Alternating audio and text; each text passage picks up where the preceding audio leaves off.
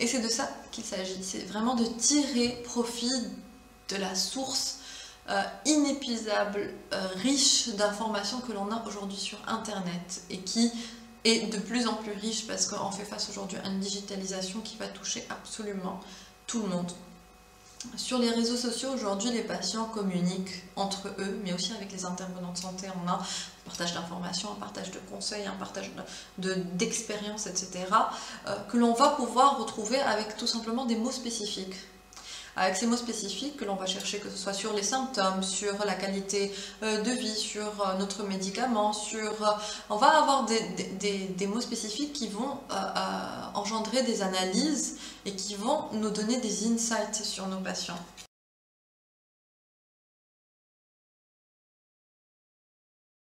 Le taux de participation va être beaucoup plus grand.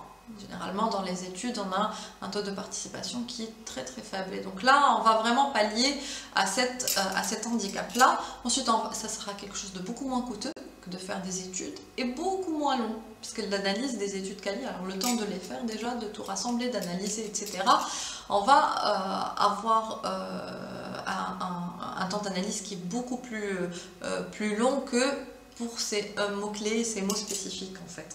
Ces termes spécifiques que l'on va rechercher. Alors ce n'est pas non plus une méthode miracle, il faudra faire attention parce qu'on va avoir des biais selon les pathologies, selon le profil des patients, etc.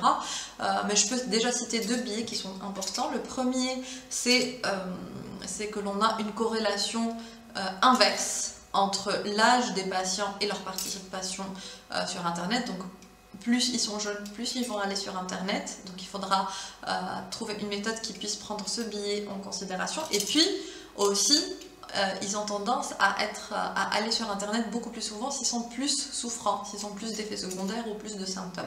Donc pareillement, il faudra trouver une méthode pour prendre ce biais-là aussi en considération, pour l'intégrer dans l'analyse.